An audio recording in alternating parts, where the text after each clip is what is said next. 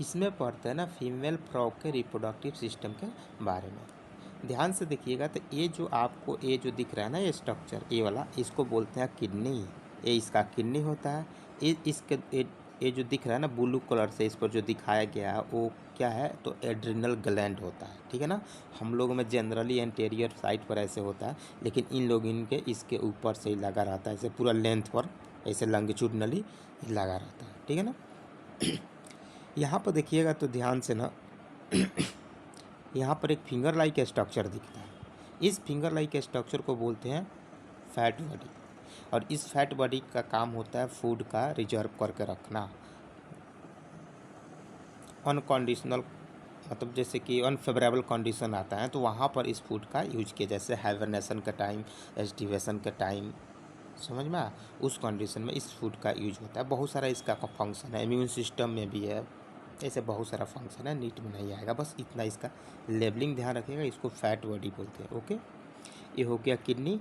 ये किडनी के ऊपर जो दिख रहा है लॉन्गिट्यूडनल लाइक उसको बोलते हैं एड्रिनल ग्लैंड। ये हो गया फैट। ध्यान से देखिएगा तो इसका ओवरी एज एज यहाँ पर है, ये इसका ओवरी है। ठीक है ना। दोनों किडनी के ऊपर ये ओवरी दिख रहा है और ये ओवरी इससे अटैच्ड रहता है।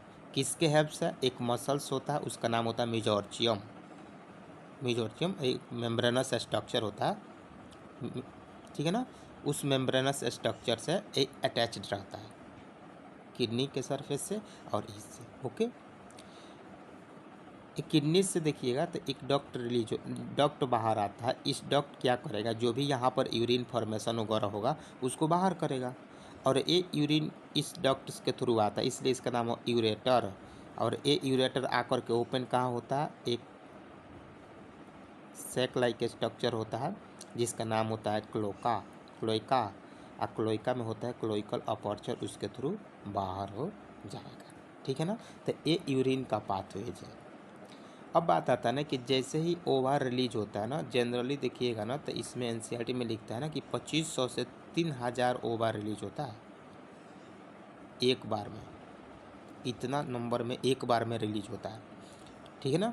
और इस यहाँ से रिलीज होगा ना तो यहाँ से रिलीज होने के बाद से इसमें एंटर करता है। यहाँ से रिलीज हुआ, एंटर किया इसमें, तो इसके जो अपर जो ओपनिंग है ना उसको ऑस्टियम बोलते हैं।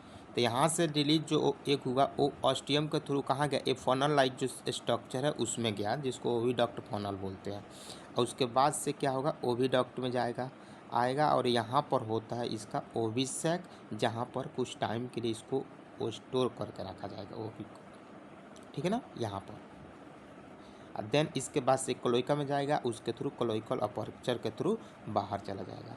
तो नीट में क्वेश्चन पूछ सकता है कि इसका जो ओवम का जो ट्रैक है ना वो बताओ। तो ओवरी से ओस्टियम, फनल, ओविडक्ट, ओविसैक, इसके थ्रू क्लोइका के थ्रू बाहर हो जाता है। ठीक है ना। आप ध्यान से देखोगे ना तो यहाँ पर फीमेल में देखोगे ना तो यूरेटर और ये ओविडक्ट दोनों सेपरेट है, अलग अलग चलता है। लेकिन मेल में ऐसा नहीं होता है, वो देखेंगे कैसे। ठीक है ना। इस बात को ध्यान रखिएगा। तो कभी आपसे यूरिन का ट्रैक भी पूछा जा सकता है और इसका भी पूछा जा सकता है। दोनों अलग अलग सेपरेट ही चलता है। इसमें बस इतना ही था। तो ये पैसेज को दिखा दिया कि ओवरी से ostium, funnel, oviduct, ovisac, cloaca, cloacal aperture के थ्रू बाहर चला जाता है। लेकिन इंटरेस्टिंग बात अब हम बताने जा रहे हैं। जैसे जब फ्रॉग के बारे में पढ़िएगा तो बताया जाता है इसमें सेक्सुअल डायमॉर्फिज्म। सेक्सुअली डायमॉर्फिज्म का मतलब होता है किसी का सेक्स या मेल है कि फीमेल है, ये उसके बॉडी स्ट्रक्चर को देखकर बता देंगे तो बोलेंगे इसमें सेक्सुअली डायमॉर्फिज्म है। जैसे इसमें भी होता है, मेल को फीमेल को डिस्टिंग्विश कर सकते हैं किसके बेसिस पर। जैसे मेल फ्रॉग होता है ना उसमें दो स्ट्रक्चर होता है जिसके बेसिस पर कर सकते हैं। एक तो होता है उसका जो ए नेक रीजन होता है ना, नेक रीजन होता है तो वहाँ पर एक होता है वॉकल से एज ए रोजेनेटर का तरह काम करता है। ठीक है ना। यहाँ पर देखोगे तो होता है रोजेनेटर का, उसके बेसिस पर बता सकते हो। और नहीं तो उसका जो डिजिट का फर्स्ट थंब, जैसे थंब वाला होता है ना फर्स्ट फोर लिम का, तो वो क्या होता है, वो तो नहीं होता, लेकिन उसी के जब स्वेलन लाइक स्ट्रक्चर बनता और एक पैड लाइक स्ट्रक्चर दिखा जिसको कॉपुलेटरी पैड बोलते हैं, नेचुरल पैड बोलते हैं, उसके बेसिस पर देख कर हम बता सकते हैं कि ये मेल है। अगर वो स्ट्रक्चर दोनों दिख रहा है तो बोलेंगे मेल है, नहीं दिख रहा तो कहेंगे कि वो फीमेल है। ठीक है ना। मान लो पानी में है, तो पानी में है तो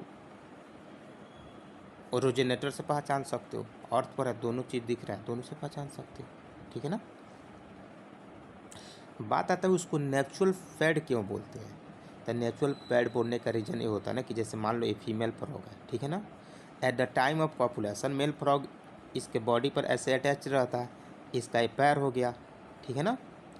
तो eight the time of copulation ये अपने पैर से फोरलिम से इसके बॉडी को प्रेस करता है। अब बॉडी को प्रेस करता है जिसकी वजह से एग रिलीज होगा, इधर से स्पर्म आएगा, यहाँ पर वाटर में फर्टिलाइजेशन होगा। इसीलिए वो जो पैड था ना उसका नाम होता है कॉपुलेटरी पैड। ऐसा नहीं है कि उससे कॉपुलेशन होता है, लेकिन कॉपुलेशन के टाइम उससे बॉडी को प्रेस करता है जिससे इसमें हेल्प मिलता है इस प्रोसेस में, यानी इसलिए उसको कॉपुलेटरी पैड बोलते हैं। ठीक है ना।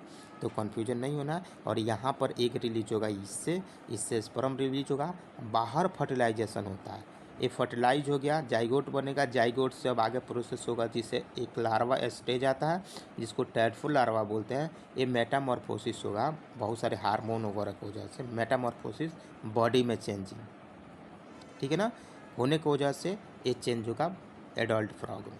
समझ में आया। तो ऐसा कुछ इसका लाइफ साइकिल होता है। इसके लार्वा को याद करें, टैडफुल लार्वा बोलते हैं। और यही रहा इसका रिप्रोडक्टिव सिस्टम का ट्रैक। All the best.